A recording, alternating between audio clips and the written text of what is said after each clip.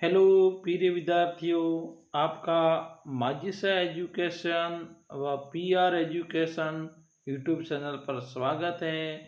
मैं आज लेकर आया हूँ कक्षा 8वीं का विज्ञान का पेपर, जो आपके आने वाली बोर्ड एग्जाम परीक्षा के लिए वरदान साबित होगा। प्रिय विद्यार्थियों, मेरी आपसे एक रिक्वेस्ट है, आप इस चैनल पर नए हो तो मेरे चैनल को सब्सक्राइब ज़रूर करें और लाइक करें और शेयर करना न भूलें। प्रिय विद्यार्थियों, आज समय का अभाव होने के कारण मैं पेपर तो लेकर आया हूँ, परंतु आज प्रश्न के उत्तर आपको खुद को ढूंढ के किताब में से या पासबुक में से या डेस्क वर्क में से आपको खुद को बताना है। परंतु विद्यार्थियों, मैं जो आज पेपर लेकर आया हूँ, इम्पोर्टेंट पेपर लेकर आया हूँ, क्योंकि जो मैं लेकर आया हूँ आपके परीक्षा में 100% सवाल आएंगे। इसलिए विद्यार्थियों, अभी पढ़ाई का टाइम है, पढ़ाई का टाइम कम वेस्ट करते हुए हम आगे बढ़ते हैं। जो ये सवाल है बहुत इम्पोर्टेंट सवाल है और आपको पढ़ना है और याद करना है। फसल उत्पादन के दौरान मिट्टी में पोषक तत्वों के स्तर को बनाए रखने के लिए क्या मिलाते हैं? कीटनाशक, बीज, जल या खाद? तो इसमें आएगा खाद। निम्नलिखित लिखित में से जैव अम्लीकरण पदार्थ है। जैव अम्लीकरण पदार्थ है लकड़ी, सब्जी के छिलके, कागज या प्लास्टिक? इसमें से ये प्लास्टिक। अगला प्रश्न है,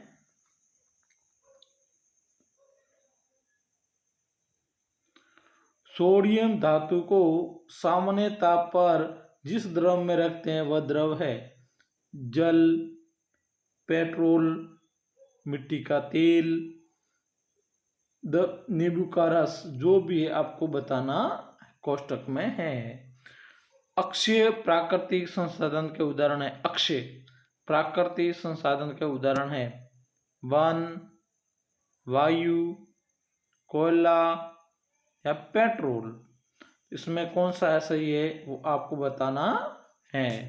निम्नलिखित में से कौन से वन्य जंतु संकटापन्न स्पीशीज की श्रेणी में सम्मिलित है, यानी विलुप्त के कारागार पर है? हाथी, काले हिरण, अजगर या उपयुक्त सभी? तो इसमें आएगा उपयुक्त सभी। प्रिय विद्यार्थियों, मेरी आपसे एक रिक्वेस्ट है, प्लीज़ मेरे चैनल का आप सपोर्ट करें। मैं आपके लिए हमेशा अच्छे अच्छे सवाल हर सब्जेक्ट में से लेकर आऊँगा। मैं आपको निराश नहीं होने दूंगा, क्योंकि जो मैं लेकर आता हूँ प्रश्नोत्तर, वो मैं पढ़कर किताब में से छांट कर अच्छे सवाल लेता हूँ, क्योंकि मेरे को पता है आप हमारे ऊपर विश्वास करते हैं और आप इस वीडियो को देखकर तैयारी करते हैं, और मैं आपके हाथ में निराशा नहीं आने दूंगा। बस आप मेरे चैनल को सब्सक्राइब करें और जैसा भी मैं वीडियो अपलोड करूं सीधा सीधा आपके पास आ जाए और आने वाली परीक्षा में आपको अच्छे से अच्छे नंबर प्राप्त हो, यही मेरी आशा है। घर्षण है शत्रु, जो घर्षण है शत्रु है, मित्र है, दोनों है, इनमें से कोई नहीं, तो ये दोनों है। इसमें है स सही। क्या सही है? स। सातवां सवाल है, निम्न में से किस वाक् ध्वनि की आवृत्ति न्यूनतम होने को संभावना है? छोटी लकड़ी की, छोटी लड़की की, छोटे लड़के की, पुरुष की, महिला की? तो इसमें असही है। इसमें असही है छोटी लड़की की। आशुत जल में नमक घोलने के बाद विद्युत का हो जाता है? हिमचालक, सुचालक, रासायनिक प्रभाव? कुछ नहीं। जो भी है आपको कोष्टक में बताना है कमेंट बॉक्स में। किसी भूकंप की शक्ति के परिमाप को खाली जगह व्यक्त करने किए जाने अपशब्द में बना है रिकट पैनामा, थर्मामीटर, स्केल, वेलियन, केपियर। तो इसमें आएगा रिकट पैनामा, अ सही आएगा। क्या सही आएगा? अ। 10वां सवाल है, वायुमंडल में सबसे अधिक मात्रा में पाई जाने वाली gas oxygen, nitrogen, carbon dioxide और मीथेन। तो इसमें सही है ब, नाइट्रोजन। क्या है? नाइट्रोजन। और सेकंड नंबर पे ऑक्सीजन। रिक्त स्थानों की पूर्ति कीजिए। फसल उगाने से पहले प्रथम चरण की मिट्टी की खाली जगह होती है। जो फसल उगाते हैं उससे पहले प्रथम चरण में मिट्टी की क्या कहते हैं? नीड़े गुड़े जो कल्टीवेटर चलाते हैं ना, वो धातु अम्लों से अभिक्रिया कर खाली जगह गैस बनती है। जो भी बनती है वो आपको लिखना है। पेट्रोलियम के विभिन्न संघों को पृथक करने का प्रक्रम खाली जगह कहलाता है। प्रिय विद्यार्थियों, वैसे मैंने आपको पहले बता दिया, कम टाइम होने के कारण मैं आपके लिए वीडियो तो लेकर आया हूँ, परंतु आज टाइम कम होने के कारण इसलिए मैं आपको पूरे उत्तर नहीं बता सकता हूँ। असुविधा के लिए खेद है। जैव विविधता के संरक्षण के उद्देश्यों से खाली जगह क्षेत्र बनाए जाते हैं। एक टेप पोल जिस प्रक्रम द्वारा निरसक से विकसित होता है वह कहलाता है। खाली जगह में जो भी आपको पासबुक में से भरना है। कोमल के जीवों का मिलान कोमल में दिए गए कार्य से कीजिए। नाइट्रोजन स्थिरीकरण, दही का जमाना क्या होता है? इसमें यीस्ट होता है। हाँ। ब्रेड में बेकिंग, मलेरिया का कारक क्या होता है? मलेरिया का कारक क्या होता है? जीवाणु या एक विषाणु।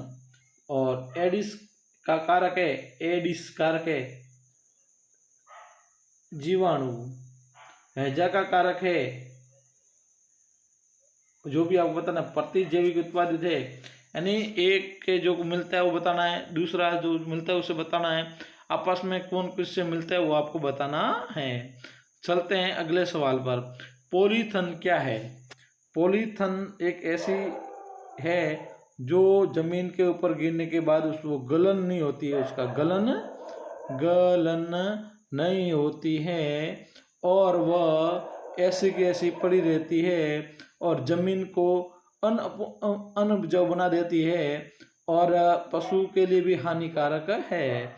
क्या होगा यदि, 5वां सवाल है, क्या होगा यदि मिट्टी की ऊपरी परत अनावर्ती हो जाती है? ऊपर की जो मिट्टी की परत है अनावर्ती हो जाती है तो क्या होगा वो आपको बताना है। वायुमंडल में CO2 की मात्रा बढ़ जाए, यदि हमारे वायुमंडल है CO2 कार्बन डाइऑक्साइड मात्रा बढ़ जाए तो क्या होगा?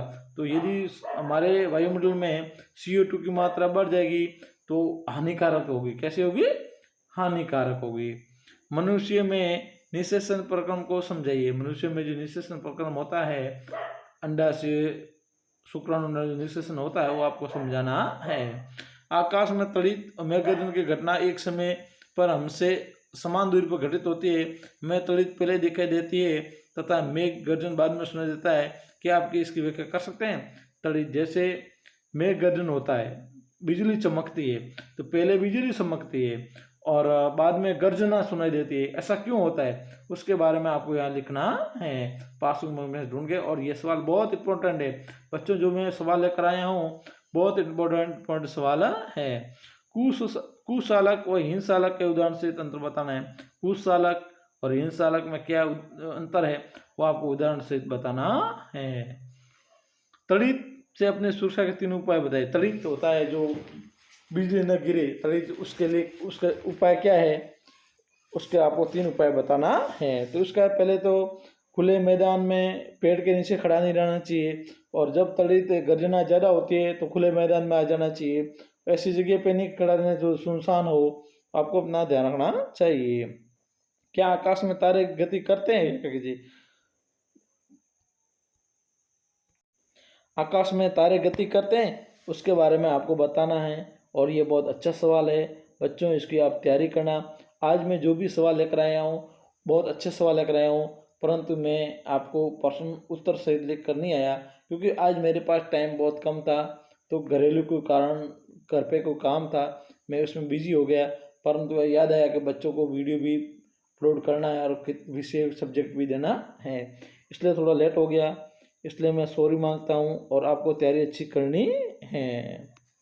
अब है दीर्घ प्रश्न।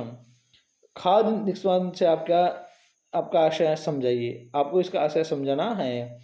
12वां सवाल है, उदाहरण देकर प्रश्न कीजिए कि प्लास्टिक की प्रकृति असंरक्षण होती है। प्रकृति की जो प्लास्टिक की होती है उसको बताना है। 13वां सवाल है, क्या आप नींबू के अचार को एल्युमिनियम पात्रों में रख सकते हैं? स्पष्ट करके बताना है।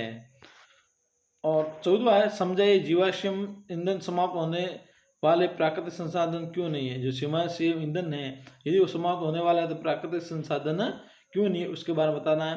और ये बहुत इंपॉर्टेंट सवाल है बच्चों, याद रखना आप, इसमें से पूरे प्रश्न आएंगे। और मेरे को कमेंट बॉक्स में भी आप बताना कि आपके कितने सवाल आए हैं। 15वां सवाल है, घर्षण हानिकारक होते हुए भी आवश्यक क्यों है।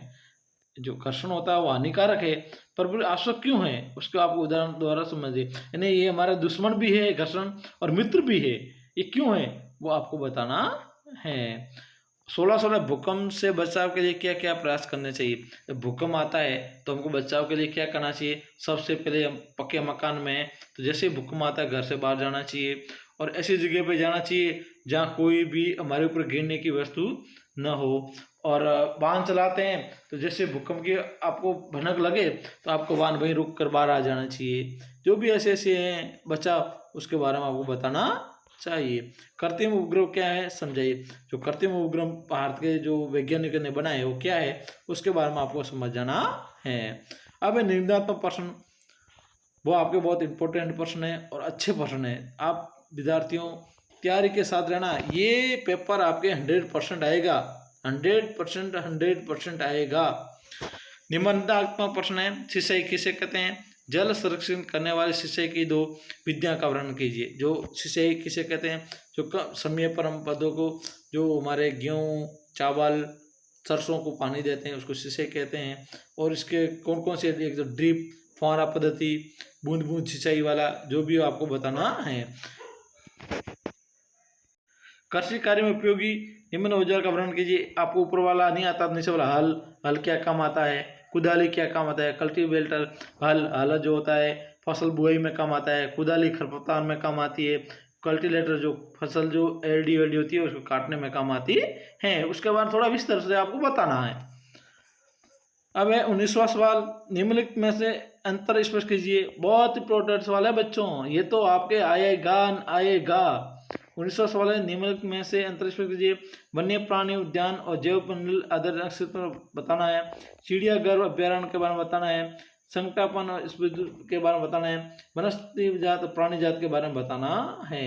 ये नहीं आता है आपको 19वां, तो अथवा में आया वनोन्मूलन का निम्न पर क्या प्रभाव पड़ता है। वनों की कटाई होती है तो वन्य प्राणी पर क्या प्रभाव पड़ेगा, पर्यावरण पर क्या प्रभाव पड़ेगा, पृथ्वी पर क्या प्रभाव पड़ेगा और अगली पीढ़ी पर क्या प्रभाव पड़ेगा, तो प्रत्येक का आपको समझाना है।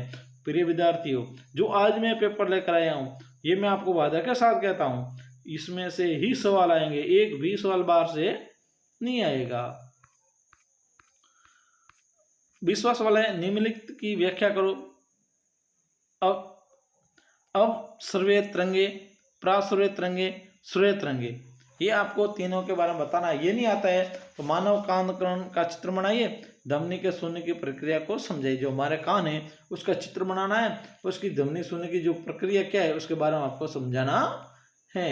20वां सवाल, जल प्रदूषण के कारक, प्रभाव और रोकथाम को के उपाय लिखिए। बहुत इंपॉर्टेंट सवाल है बच्चों, जल प्रदूषण के कारक, प्रभाव और रोकथाम के उपाय लिखिए। ये नहीं आता तो असम आएगा, आप स्वयं जल की बचत किस प्रकार कर सकते हैं। हम घर पे जल की बचत कैसे करते हैं, खेतों में कैसे करते हैं, उसके बारे में आपको बताना है। 22वां सवाल है, सॉरी 21 सवाल है, प्रिय विद्यार्थियों आज मैं जो सवाल लेकर आया हूँ ये इसमें से आपके 100% सवाल आएंगे। आप इस वीडियो को पूरा देखना और मैं आपको वादा के साथ कहता हूँ इस पेपर में से एक भी सवाल बाहर से जाएगा नहीं। आज इतना ही। जय हिंद, जय भारत, गुड नाइट।